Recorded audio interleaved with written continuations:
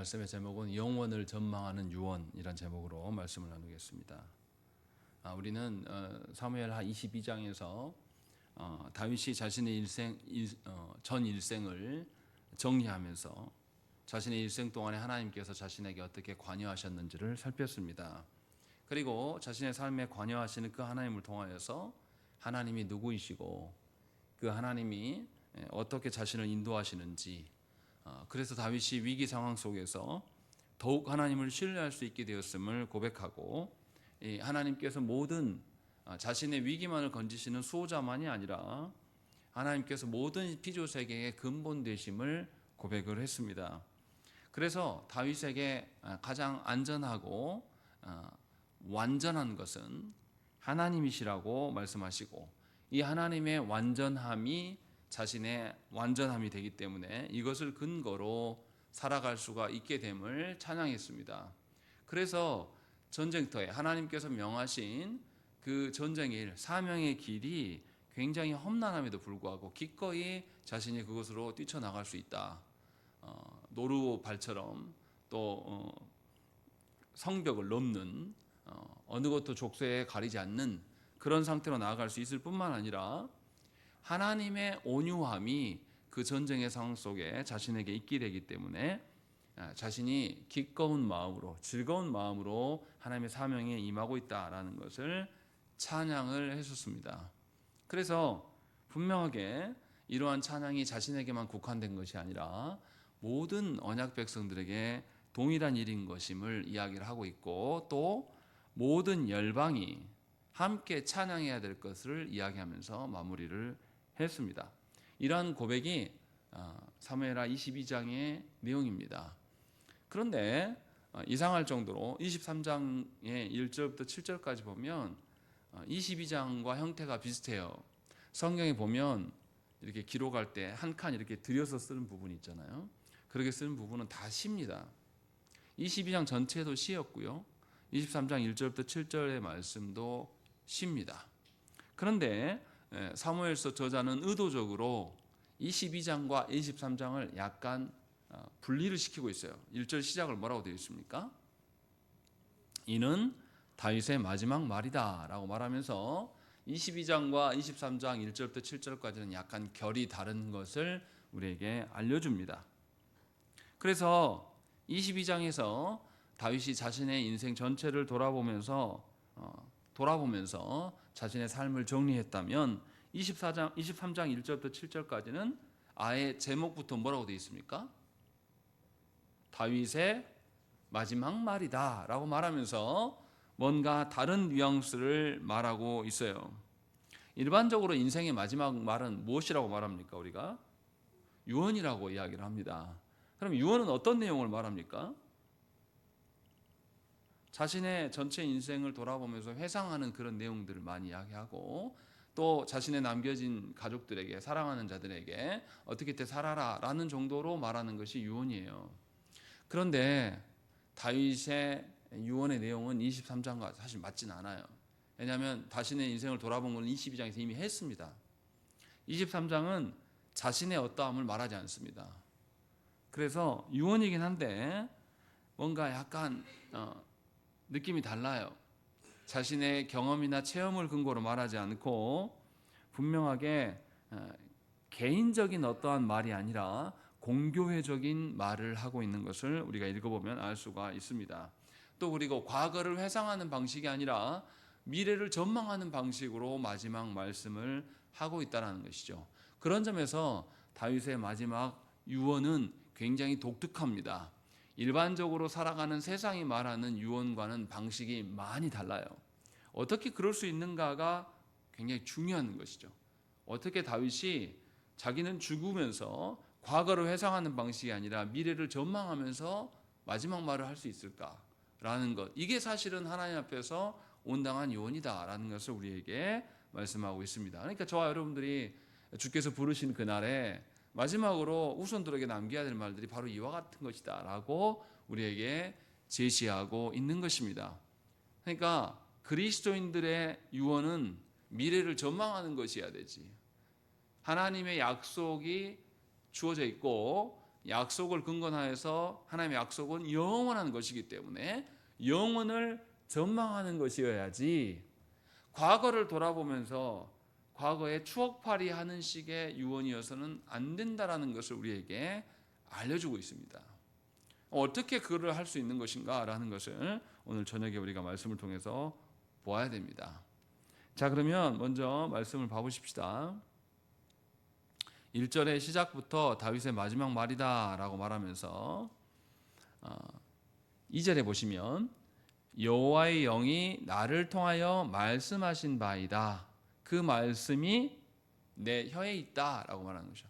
다윗이 지금 마지막 남기는 말이 누구 말이라고 하는 겁니까?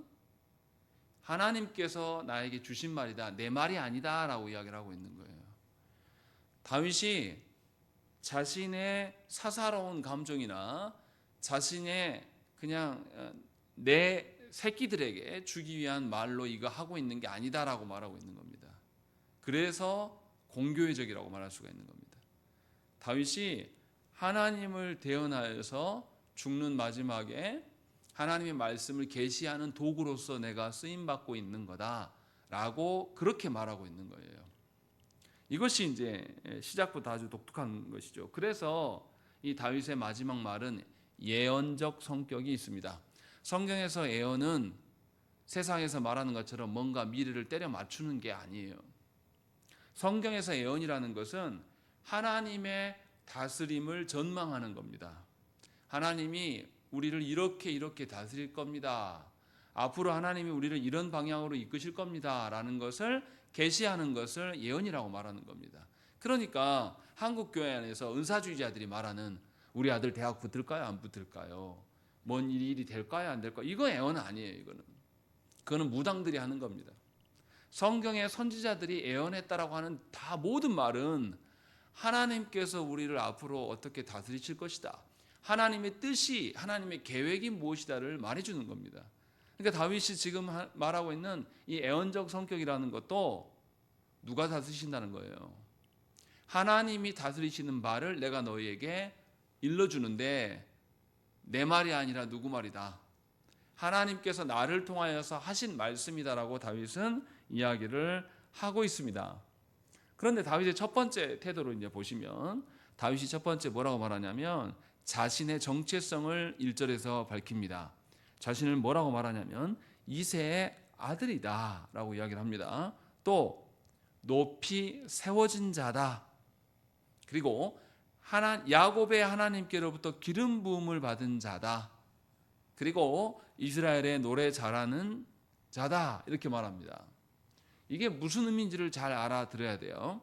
먼저 우리가 쉽게 알 수 있는 것은 자신을 누구의 아들이다 라고 밝히고 있는 것은 자신이 홀로 이렇게 살아왔다는 뜻이 아니에요. 지금 뒤에 봐보시면 하나님이 3절에 보시면 사람을 공의로 다스리는 자, 하나님을 경외함으로 다스리는 자여 라고 하나님이 다윗을 그렇게 부른단 말이죠. 다스리는 자에 대한 이야기를 하고 있는 거예요. 다윗이 지금 이스라엘의 언약의 왕이 어떤 정체성을 가져야 되냐라고 했을 때 다윗이 자기 자신의 정체성을 소개할 때 뭐라고 그러냐면 나는 이새의 아들입니다 라고 이야기를 해요. 이 말이 뭡니까? 자기의 능력과 자기의 어떤 뛰어남으로 내가 왕된 자가 아닙니다 라는 것을 말하고 있는 거예요. 우리 조상 언약에 근거하여서 그 언약에 속해 있는 자 중에 한 명입니다 라는 뜻으로 이새의 아들입니다 라고 말하고 있고 뒤에 이어지는 것이 뭐라고 말합니까? 높이 세워진 자라고 되어 있습니다. 세워진 것과 세운 것은 달라요.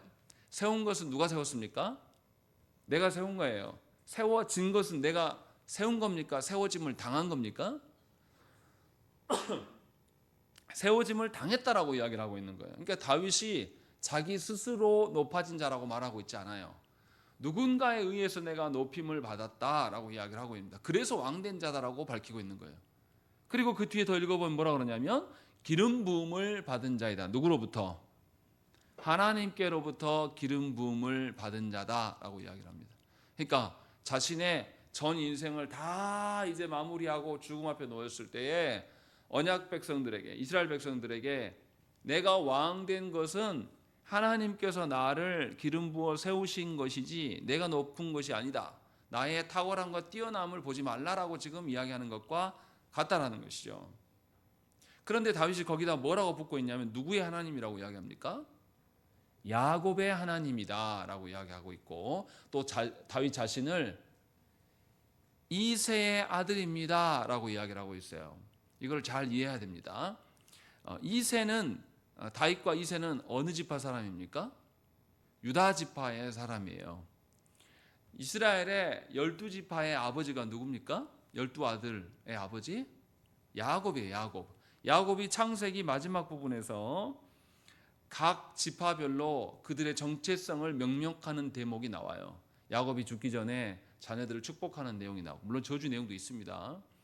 거기에서 각 지파의 특성들을 설명할 때 유다에 대한 부분들을 선언을 합니다. 이것은 야곱 개인의 일이 아니라 하나님께서 야곱을 들어서 언약 백성들이 앞으로 어떻게 세워질 것인가의 예언적인 특성을 갖고 선언하는 것이에요. 거기서 뭐라 그러냐면 창세기 49장 10절 말씀에 규가 유다를 떠나지 아니하며 통치자의 지팡이가 그 발 사이에서 떠나지 아니하기를 실로가 오기까지 이르리니 그에게 모든 백성이 복종하리로다. 이렇게 말씀합니다.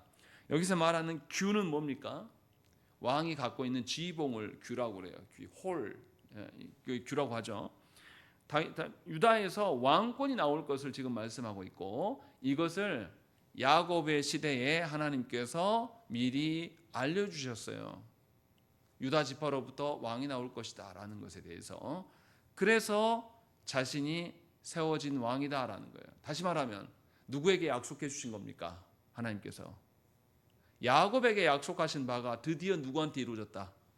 드디어 나 다윗에게 이루어진 일로 인하여서 내가 왕이 된 것이지, 내가 뛰어나고 내가 잘나고 내가 골리앗을 죽였기 때문에 내가 뭔가 많이 이뤘기 때문에 왕된 자가 아니었다라고 노년의 다윗이 마지막으로 백성들에게 지금 이 말을 하고 있는 겁니다. 이 말은 무엇입니까? 자기 자신을 자기 개인으로 보지 않는 거예요. 하나님의 영원한 언약 속에서 바라보고 있는 겁니다. 하나님의 장구한 언약 속에서 하나님이 약속하신 때가 있었고, 그 약속이 감사하게도 내 때에 성취되었기 때문에 내가 왕직을 수행한 것이지 다른 이유가 전혀 없다라고 지금 이야기를 하고 있는 거예요. 죽으면서 마지막으로 유언을 남기는 자의 태도가 무엇이냐면 자신을 바라보기를 자기 자신이 내가 이것도 해봤고 저것도 해봤고 내가 누구랑 밥도 먹고 뭣도 했고 이런 말 하는 게 아니라 하나님의 언약의 계시와 그 계시된 것이 내 때에 성취된 것으로 인하여서 내가 살았다, 그 이야기를 지금 우리에게 하고 있는 겁니다. 그래서 하나님의 약속의 계시와 성취됨의 그 안에 내가 놓였던 자다라고 지금 자기의 정체성을 드러내고 있는 것입니다. 하나님께서는 아브라함을 부르셨어요. 아브라함을 부르셔서 아브라함에게 많은 약속들을 행하십니다. 그리고 그 언약의 토대가 이스라엘의 토대가 됩니다. 그 아브라함의 약속하셨던 자손과 땅에 대한 약속, 그리고 만방의 복의 통로가 될 것이라는 그 약속이 아브라함 때만 그치는 것이 아니라 아브라함 이후에 계속 지속되고 있고, 그것을 근거로 말미암아서 하나님께서는 아브라함의 그 한 가정을 들어서 나중에 어떻게 합니까? 민족 단위로 키우시고, 그 민족 단위로 키워진 자손의 약속을 이루신 다음에 진정한 자손의 약속을 이루기 위해서 약속의 땅으로 그들을 인도하셔요. 그 약속의 땅에 가서 뭐 하라고요? 니네끼리 잘 먹고 잘 살아라가 아니라 그 땅에 가서 하나님이 친히 다스리시는, 하나님이 이루시는 구원, 약속의 성취의 나라가 무엇인지를 너희가 보여라 라고 하면서 하나님께서 그들에게 율법의 말씀을 주신 거예요. 아예 삶의 방식이 다른. 그래서 그 땅에 들어가서는 어떻게 삽니까? 추수할 때 다 거두면 돼요, 안 돼요? 다 거두면 안 됩니다. 세상 논리랑 맞지 않아요. 그 땅에서는 추수할 때도 일부 남겨야 됩니다. 그리고 그 땅에서는 나그네가 있으면 손대접해야 돼요. 그리고 그 땅에서는 여자들에게도 보호해줘야 될 장치들이, 계대의 방식들이 다 존재하는 것이에요. 형이 죽으면 동생이 형수와 혼인해서 잠자리에 들어서 아들을 낳았는데 그 아들이 누구 아들입니까? 형의 아들로 할 수 있게끔 세상에서 없는 방식을 하나님은 계속 주시면서 하나님 나라를 이루라고 말씀하신 거예요. 그러면 그들은 자기 자신을 드러내는 것이 아니라 하나님의 다스리심을 그 땅에서 드러내야 될 자들이었다라는 것이 성경의 증언이고, 다윗은 그 맥락 속에서 자신이 다스리는 자였습니다 라는 것을 우리에게 알리고 있는 것이에요. 그러니까 여러분들을 하나님의 언약에서 본다면 교만할 수가 없습니다.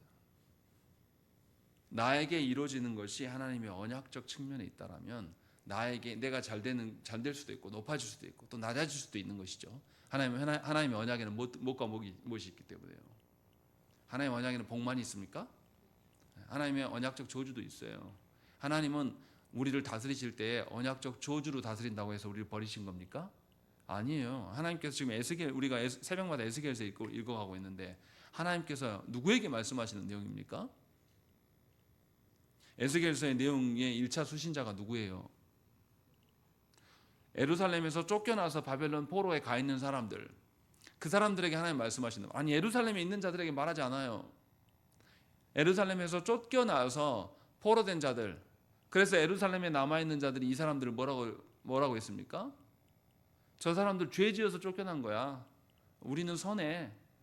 누가 봐도 상황적으로 너무 쉽게 그렇게 해석할 수 있는 그런 상황이고, 그렇게 밀려난 자들, 포로지에 끌려간 자들, 그들의 마음이 얼마나 서럽고 괴롭겠습니까? 그들에게 하나님께서 하나님의 언약이, 하나님의 성소의 어떠함이 어디에 있다?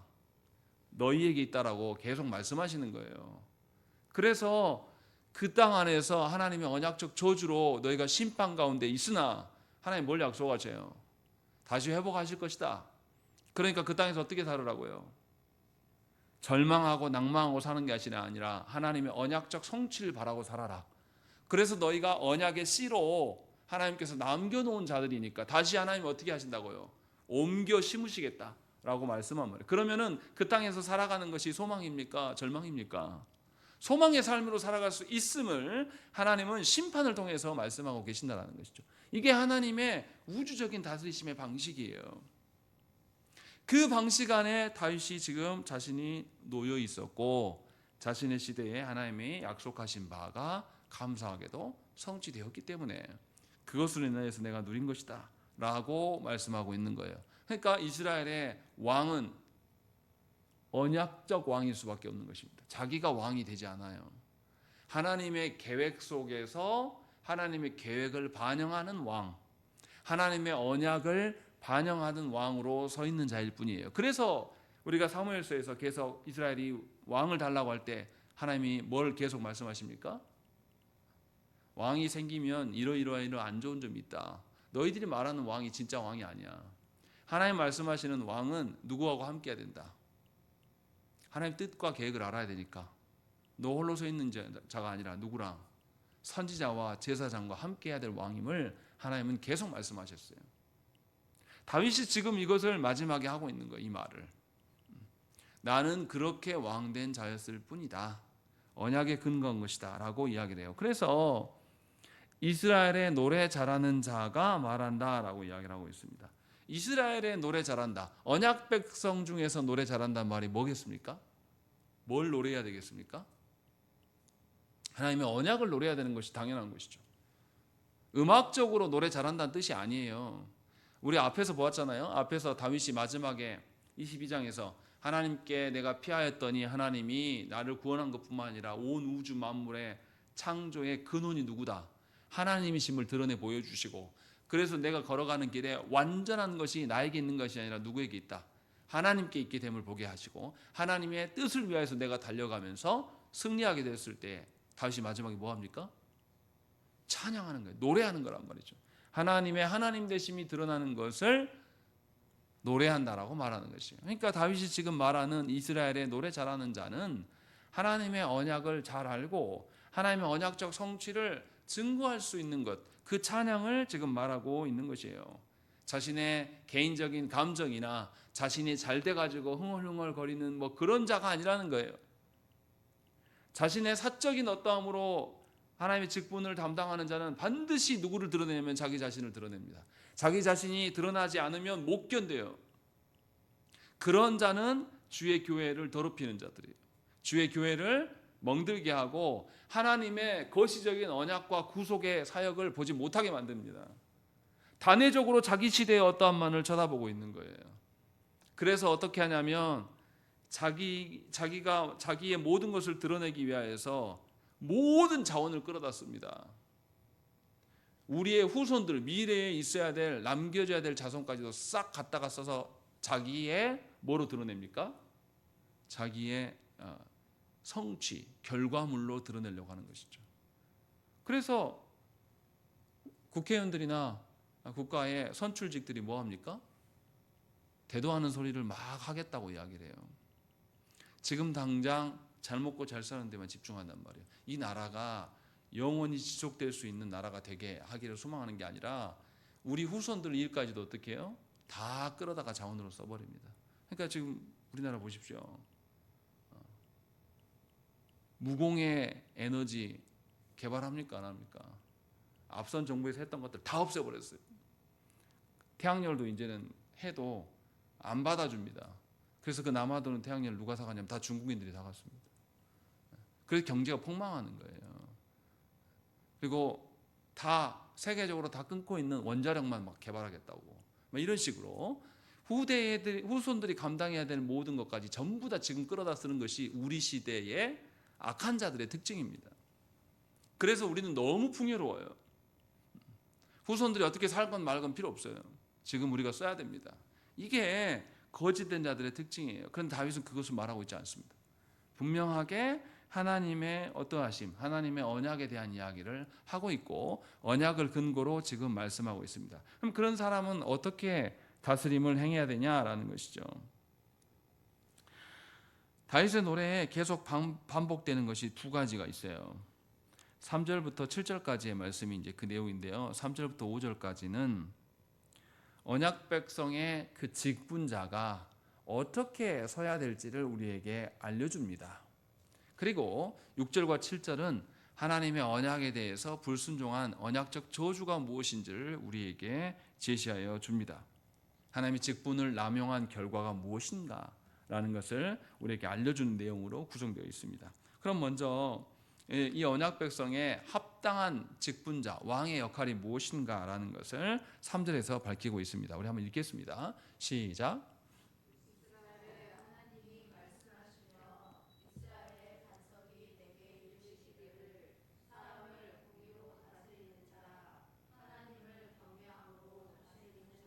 예, 이스라엘의 왕이 어떤 태도로 가져야 되냐면 하나님을 경외함으로 공의로 다스리라 라고 두 가지를 하나님 요청하십니다. 하나님께서 왜 두 가지를 말씀하시는지를 잘 생각을 해야 됩니다. 일반적으로 공의, 정의만으로 다스리면 어떤 위험이 생기냐면 그 정의로운 자들이 자신을 드러내는 경향으로 흐릅니다. 하나님의 어떠하심으로 서지 않아요. 세상에 사회적 정의가 더 중요합니까? 하나님 말씀하시는 정의가 더 중요합니까? 하나님 말씀하시는 정의가 훨씬 더 중요해요. 하나님을 경외하는 자라면 세상이 말하는 정의보다는 하나님 말씀하시는 공의와 정의로 마음이 기울 수 있습니다. 그것을 지금 이야기를 하고 있어요. 그러니까 하나님과 올바른 관계가 먼저 선행이 돼야 돼요. 그 다음에 공의가 있는 겁니다. 하나님과의 올바른 관계가 있지 않으면 백성들은 그 왕으로 인하여서 더 위태로워지고 더 혼란스러워지고 더 힘겨워지는 것이에요. 우리가 지금 계속 경험하고 있지 않습니까? 우리 내란성 뭐라 그러죠? 증후군, 수면 장애 뭐 이런 거 자다가도 더 일어나면 우리 뭐 합니까?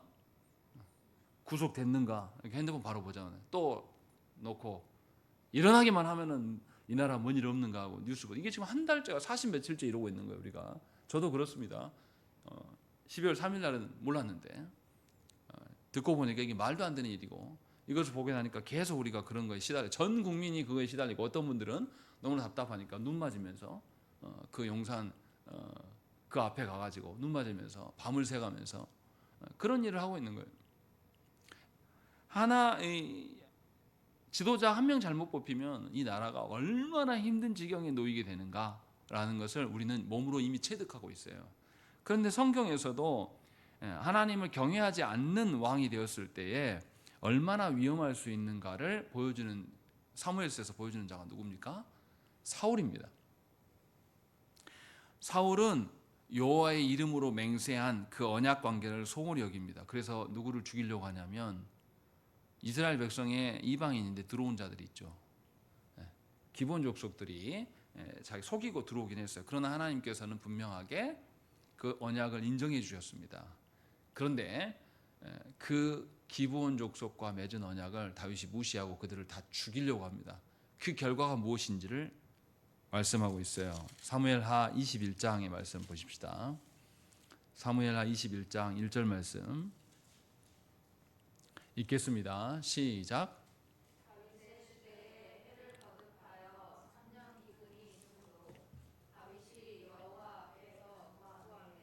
여호와께서 이르시되 이는 사울과 피를 흘린 그의 집으로 말미암음이니 그가 기브온 사람을 죽였음이니라 하시니라. 하나님께서 이 온 나라에 해를 거듭하면서 기근을 주셨는데 누구 때문이라고 이야기하냐면 사울이 기브온 족속과 언약을 깨버린 것 때문에 그러한 것이다 라고 하나님이 말씀하셔요. 그래서 하나님께서 사무엘 온 집안을 어떻게 합니까? 멸절하셨다라고 말씀한단 말이죠. 하나님의 언약이 아무리 작은 것이라도 하찮은 것이라 할지라도 하나님의 관계가 더 중요하다고 느껴지는 사람은 그 언약을 존중하고 지킵니다.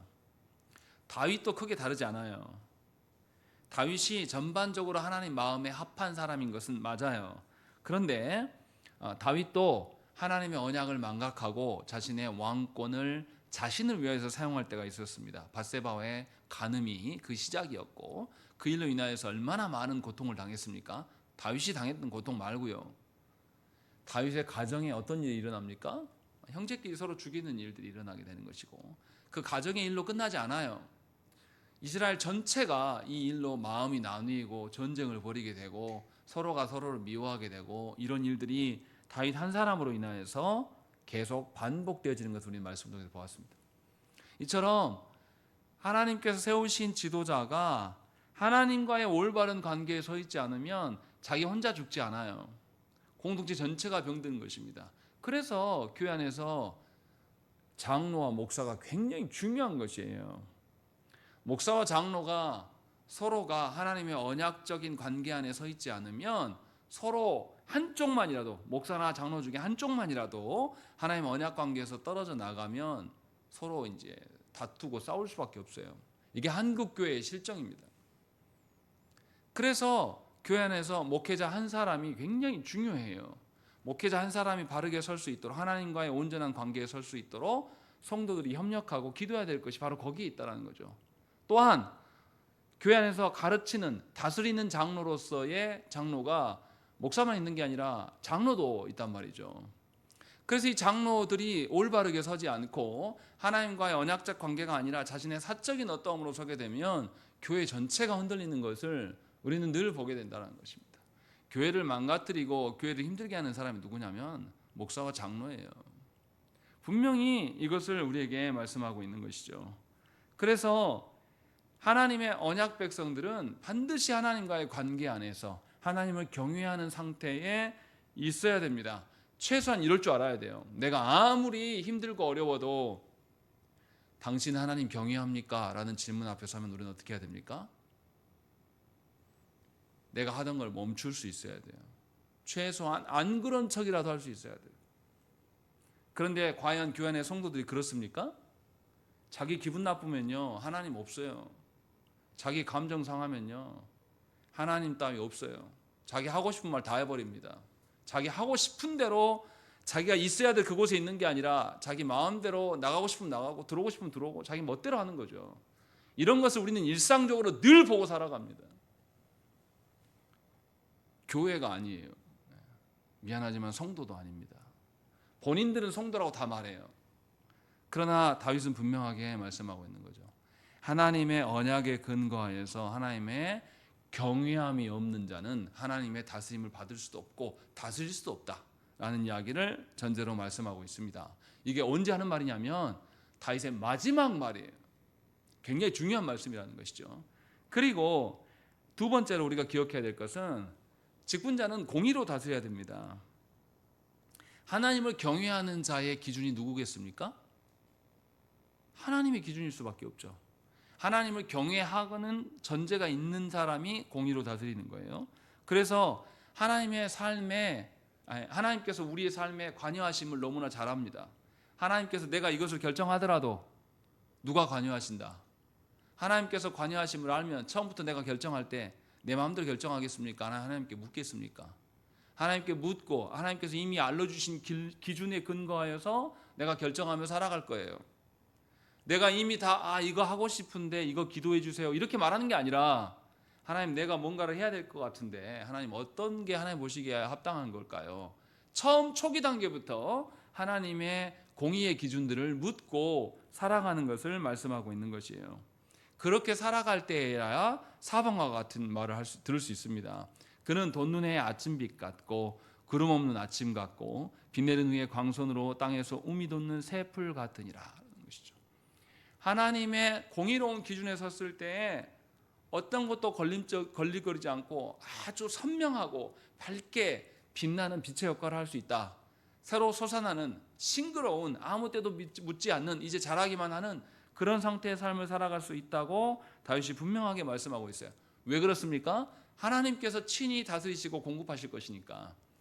그것이 다스리는 자에게 직분자들에게 있어야 될 일이다라고 지금 말씀하고 있어요. 그런데 여기서 우리가 이것을 좀 더 확대해서 생각을 해야 됩니다.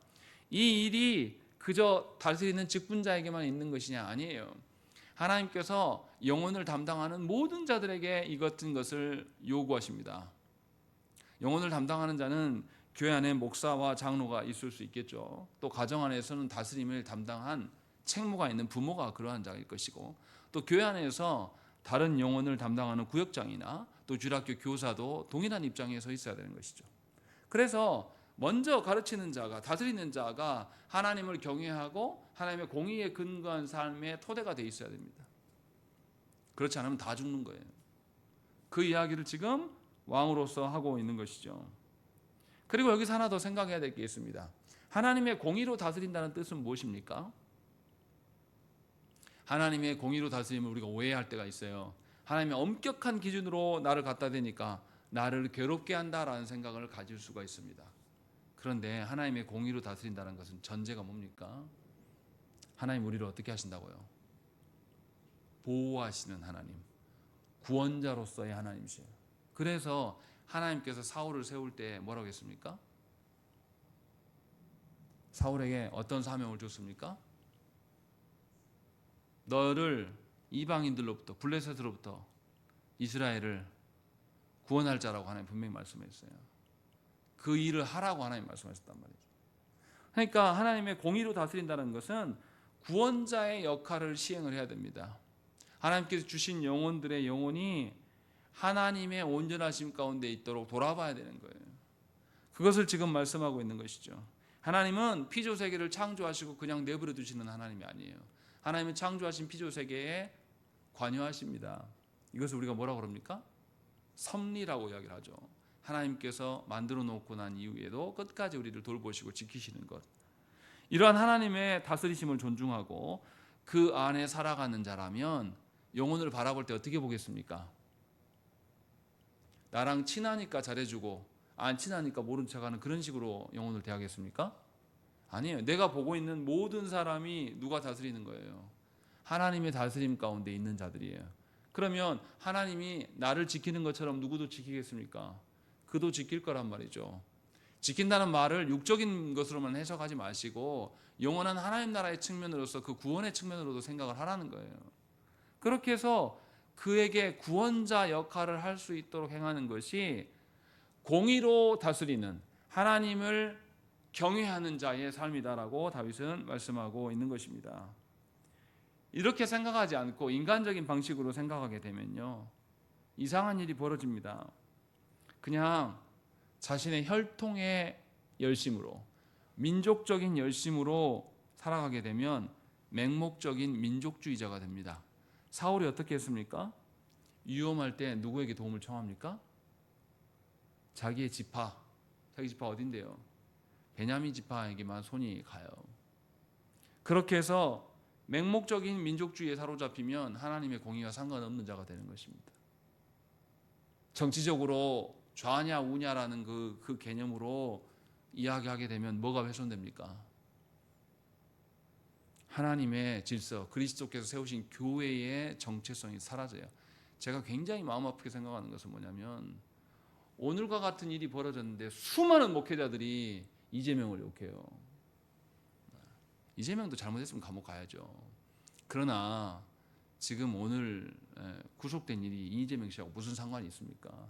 그건 그것대로 각각의 것인데 목사들이 나서서 뭐라고 하냐면 불의한 나라라고 이야기를 합니다. 아니 국민들 향해서 계엄령을 선포한 사람에게 그 사람을 옹호한다는 게 이게 말이 될 수 있습니까? 근데 그렇게 하는 거예요. 왜냐하면 자기는 경상도 사람이거든요. 교회 안에서 직분자들이 이러한 맹목적인 민족주의나 맹목적인 이데올로기에 사로잡히면 완전히 하나님의 공의의 기준들은 망가집니다. 그래서 분명히 우리가 기억을 해야 돼요. 하나님을 경외하는 것, 하나님의 공의로움 가운데 서는 것은 단순한 우리의 인간적인 어떠함으로 서는 것은 곤란해요. 그러니까 교회 안에서 자기 새끼 자랑하지 말라라는 것이에요. 교회 안에서 혈통의 어떠함을 말하지 말라란 말이에요. 제가 수없이 들었던 말이 그 말이에요. 너는 니네 아버지 어머니가 목사고 사모니까 네 앞길은 열렸다. 하나님은 그렇게 혈통의 하나님이십니까? 하나님은 육적인 혈통의 하나님이 아니세요. 그래서 우리에게 누가 오셨습니까? 그리스도께서 오셨어요. 그리스도의 피값만 존재하는 것이지 우리의 혈육의 어떠함이 존재하는 것이 아니란 말이에요. 그런데 교회 안에서조차도 이것을 구분 못하는 분들이 상당히 많아요. 그러나 다윗은 분명하게 우리에게 이야기를 합니다. 맹목적인 그런 혈통주의나 민족주의에 빠지면 얼마나 무서운 인간이 되는가는 우리는 사울을 통해서 보았어요. 분명하게 다윗은 이 이야기를 하고 있는 겁니다. 그래서 다윗이 하나님을 믿고 의지할 때에 다윗이 블레셋을 쳐서 이겨냅니다. 이방 세력에서 이스라엘을 구원해 건져요. 이런 것이 나타납니다. 이것은 다윗이 블레셋을 싫어해서가 아니라 다윗이 자기 자신을 드러내는 것이 아니라 이것이 하나님의 사명이기 때문에 하나님께서 주셨던 일들이기 때문에 그 일을 시행해요. 그리고 다윗이 사울에게 쫓겨서 아예 이방인들의 군사로 서 있을 때도 블레셋의 군사로 서 있을 때도 어떻게 했습니까? 다윗이 이스라엘과 싸우기를 거절하고 자신은 후방으로 빠지고 그 밑에서 뭐 했습니까? 남유다의 땅들을 다 수복하는 일을 힘썼단 말이에요. 다윗이 구원자로서의 역할을 꾸준하게 그 일을 해온 거예요. 자신이 위험에 처해 있을 때도. 그러다가 무슨 일을 당합니까? 자기의 처자식이 놓여있는 그 성이 공격당하는 일, 그리고 자기가 죽을 뻔한 위기의 상황도 경험하지 않습니까? 이런 방식으로 하나님의 공의를 말씀하고 있는 것이죠. 다윗은 그 모든 과정 안에서 하나님의 다스리심을 존중했고 이렇게 하나님을 경외함으로 하나님의 언약 백성들을 돌보고 구원자로서의 역할을 쭉 실행해 왔다는 것입니다. 이것이 하나님을 향한 믿음의 순종이라는 것이에요. 그런데 다윗은 이것만을 말하지는 않습니다. 아무리 하나님을 경외하고 하나님의 언약에 근거해서 공의로운 다스림을 한다고 해도 더 조심해야 될 게 있어요. 그게 5절 말씀에 나와 있습니다. 우리 읽겠습니다. 시작.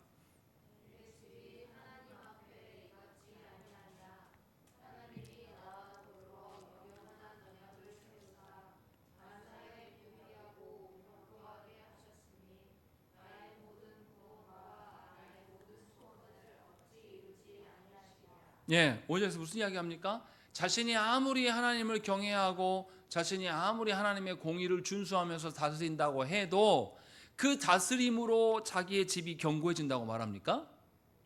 아니에요. 5절에서 밝히는 것은 뭐냐면 우리가 언약 안에서 견고할 수 있는 것은 뭐 때문이다?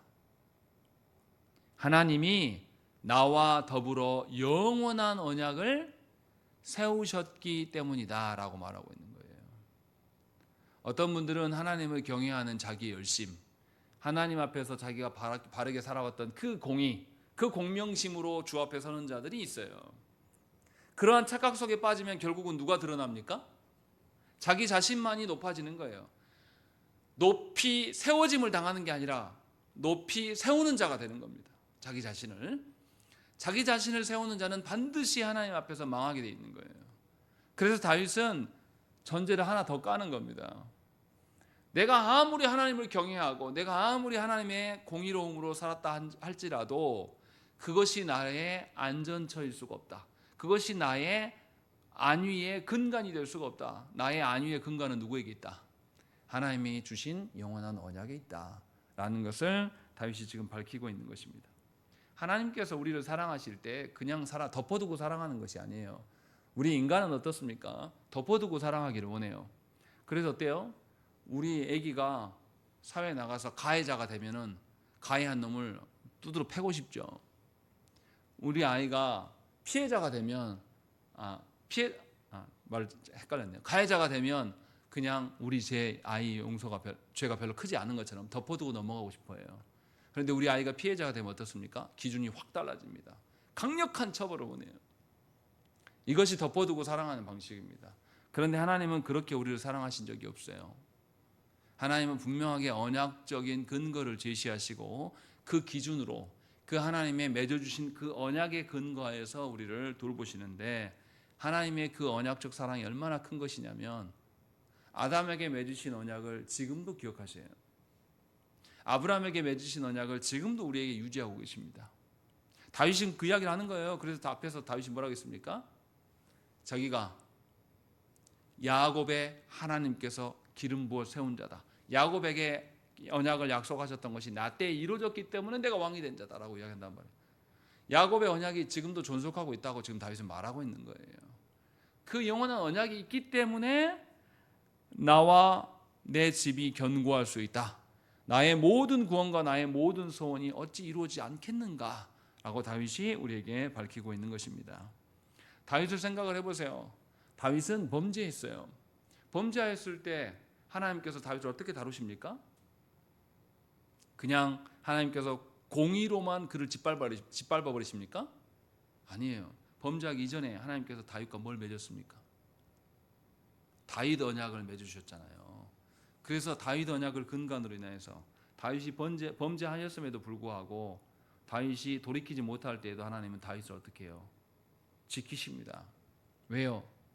하나님 언약의 근거에서, 다윗 언약의 근거에서 다윗을 지켜주셔서 다윗을 징계하실 때에도 하나님의 긍휼을 덧입게 하신단 말이죠. 이것이 하나님께서 보여주시는 언약적 사랑이에요. 부모된 우리는 그렇게 사랑할 수 없어요. 부모된 우리는 자녀들을 사랑해도 우리의 한계선에서 육적인 사랑으로만 사랑할 수밖에 없어요.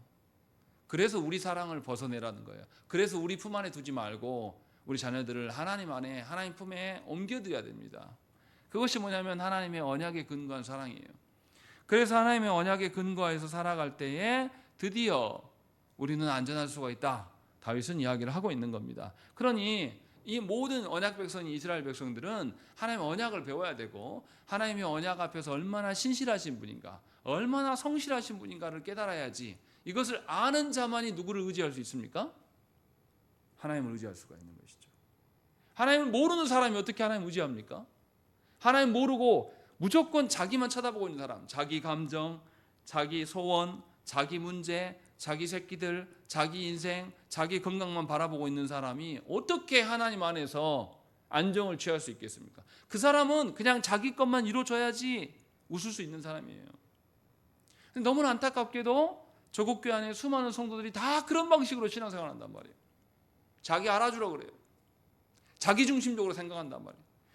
하나님을 중심으로 생각하면, 내가 아니라 하나님을 중심으로 생각하면 항상 나를 부인하는 것들을 반복해 왔어요. 그러면 하나님 앞에 선 자들은 누구도 잘 이해하겠습니까? 나 아닌 다른 지체들도 다 이해할 수 있어요. 왜냐하면 항상 내 중심이 아니라 누구 중심으로 살았기 때문에, 하나님 중심으로 살았기 때문에. 그래도 훨씬 더 객관적인 사람이 됩니다. 신앙생활은 주관적인 것이 아니에요. 주관화가 있어야 되지만 궁극적으로 신앙생활은 하나님을 바로 알기 때문에 우리 가운데 계시는 하나님, 나도 아니고 너도 아닌 그 하나님의 기준으로 이야기하기 때문에 누구보다도 객관적이 됩니다. 객관적이 된단 말이 무슨 말이냐면 다른 사람의 말을 잘 들어줄 수 있는 사람이 되는 거예요. 조국교회 대형교회 목사들, 자기가 한국교회를 대표한다는 목사들 한번 발언을 들어보세요. 그 사람들이 여론이나 세상 사람들의 말에 귀를 기울이는 자들입니까? 말 통하지가 않아요. 아예 대화 자체가 안 됩니다. 자기 생각으로만, 자기 아집과 고집으로만 똘똘 뭉쳐있기 때문에 왜 그렇겠습니까? 그 사람들이 누구도 무시하는 거예요. 하나님도 무시하는 자들인데 어떻게 우리 같은 사람의 말을 듣겠습니까? 들을 턱이 없죠. 분명히 다윗은 그 이야기를 하고 있는 거예요. 그러니까 하나님의 언약에 근거하지 않고 하나님 앞에 서지 않으면 우리는 안전할 수가 없어요. 반드시 싸우게 돼 있습니다. 우리끼리. 하나님과 싸움은 그 나중 이야기고 싸울 수도 없을 뿐더러 우리끼리도 함께 공존할 수가 없게 되는 것이죠. 다윗은 지금 그 이야기를 하고 있는 겁니다. 정리하면 이런 거예요. 아주 쉽습니다. 오늘 말씀은 하나님을 경외해야 되는 거예요.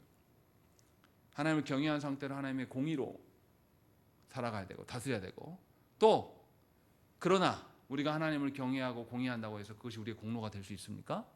우리의 공로가 될 수 없어요. 우리의 안전과 구원은 오직 어디에 있습니까? 하나님이 약속해 주신 바에만 있는 겁니다. 하나님의 언약 속에만 있는 거예요. 그러면 하나님의 언약을 바라보고 살아가는 자는 어떻겠습니까?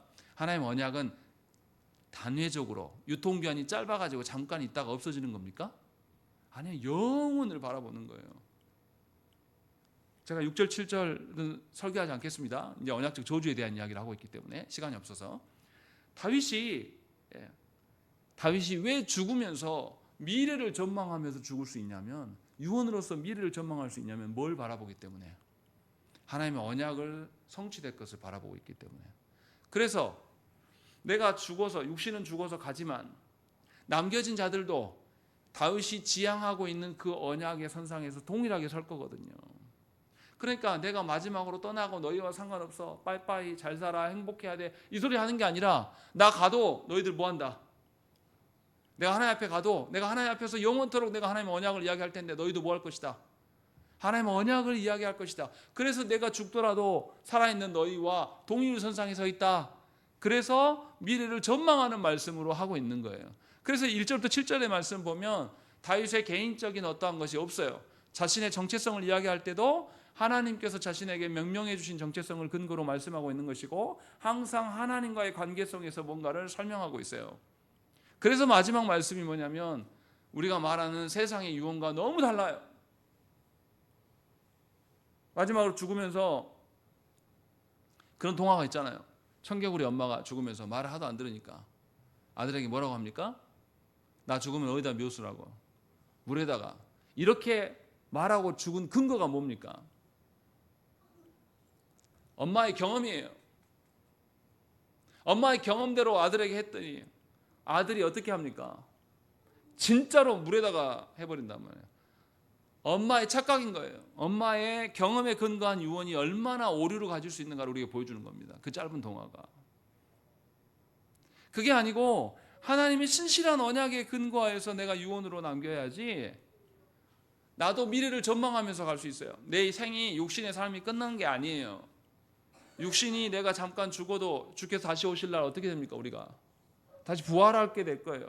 그날에 우리의 후손들, 그 후손들이 함께, 그날에 우리가 함께 하나님의 언약을 노래할 수 있어야지만 그날에 동일한 것을 찬양할 수가 있어요. 그날에 동일하게 함께 한 몸으로 그리스도 몸으로 설 수 있게 됨을 지금 이야기를 하고 있는 것입니다. 그러니 저와 여러분들이 분명히 알아들어야 돼요. 하나님께서 우리를 영원한 언약의 선상에 우리를 두셨어요. 아브라함도 그렇고 야곱도 그렇고 이삭도 그렇고 그 영원한 언약의 선상에서 우리를 끌어오시는 것이고, 우리도 그 언약의 한 일부분에 놓여 있는 자고, 우리가 죽더라도 이 언약이 계속 지속될 겁니다. 이 소망을 보는 사람은 죽음이 아니에요. 언약적 전망으로 세상을 바라볼 수가 있고, 언약적 전망으로 남겨진 자들에게 무엇인가를 말할 수가 있다는 것입니다. 그러면 유언이 어떻겠습니까? 마지막 말이 아닙니다. 영혼을 향해 가는 노선에 서 있는 말이 되는 거예요. 그래서 전혀 다른 말씀이 되는 것이죠. 그렇게 되면 후손들이 언약의 성취를 바라고 소망할 수 있게 된다는 것입니다. 무엇을 여러분들은 남기고 싶습니까? 여러분들의 후손에게 무엇이 있기를 바랍니까? 진실로 하나님의 선하심이, 하나님의 온전하심이 있기를 소망해야 되는 것입니다. 그것이 여러분들의 여생이 되시고 그것이 여러분들의 하루하루가 되시기를 간절히 축원합니다. 우리 함께 기도하겠습니다.